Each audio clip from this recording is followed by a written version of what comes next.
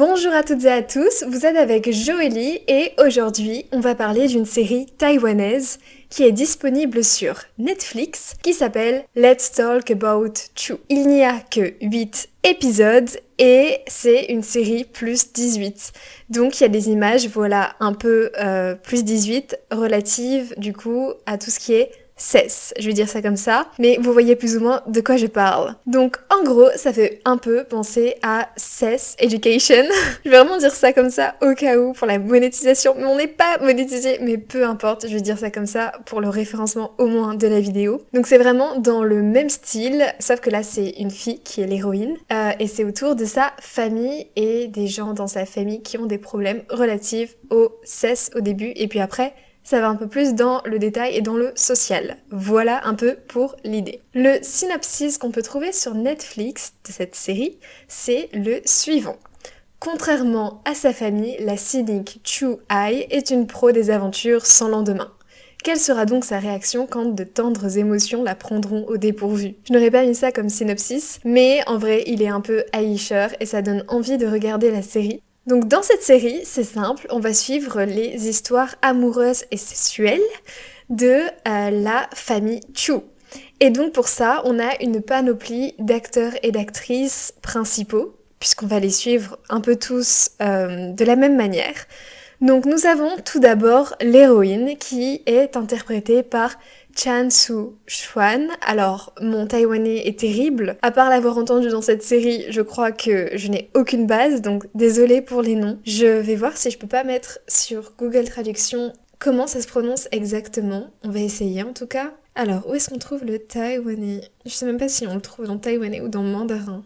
Je crois que c'est du mandarin. Mais lequel? Anyway. Bon, c'est pas grave.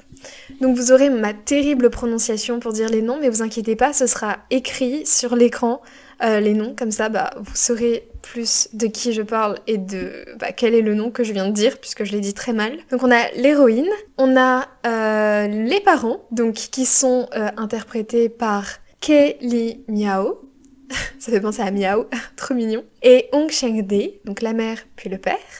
Les parents, c'est un couple marié qui va rencontrer des problèmes, notamment depuis que la maman a surpris son mari tout seul dans la chambre, et pour elle c'est pas normal. Ça a un peu touché son ego et il y a plein de choses qui vont ressortir de cette histoire. C'est un peu le point de départ, mais ça va être aussi source du développement d'autres histoires en parallèle par rapport au papa. On a aussi la sœur interprétée par Kimi Xia et c'est la plus grande. Elle est mariée à son ancien professeur, donc ça fait qu'il y a un petit écart d'âge. Le professeur, il est interprété par Min Boya. Le problème dans leur relation à eux, c'est que ce fameux ancien professeur qui est désormais son mari ne la regarde plus. En tout cas, n'en a pas l'air. Ni ne la regarde, ni ne la désire. Et elle est inquiète parce qu'il y a une élève auquel il prête un peu plus d'attention. Et du coup, elle a peur que sa situation, la manière dont les deux sont mis ensemble, se répète avec son mari et sa nouvelle élève,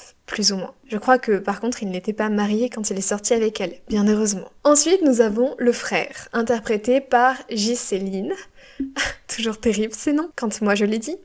Ce frère, il est gay, donc il est intéressé par les hommes, et il semble ne pas être très à l'aise dans sa relation amoureuse, notamment parce qu'ils n'ont pas les mêmes préférences sexuelles. Pour finir, nous avons l'héroïne qui refuse l'amour dans sa vie. Elle préfère clairement les relations d'un soir, comme le synopsis le disait. Et elle commence à se rapprocher dangereusement d'un garçon avec qui elle couche. Du coup, elle est inquiète, mais avant ça, elle a quand même établi des règles strictes avec lui, notamment la règle selon laquelle ils ne peuvent pas s'embrasser ni se faire des câlins après le rapport. Donc on a des personnalités très particulières qui vont interagir, on va avoir beaucoup de détails du coup sur leur vie sexuelle, sur leur relation amoureuse ou pas. L'héroïne, elle tient, en parallèle de son activité d'esthéticienne, une chaîne YouTube où elle parle du coup de sexe et de tabous autour. Donc c'est un peu ça le synopsis, c'est une série très courte. Donc je vais finir juste par donner mon avis. Moi j'ai trouvé que c'était grave sympa.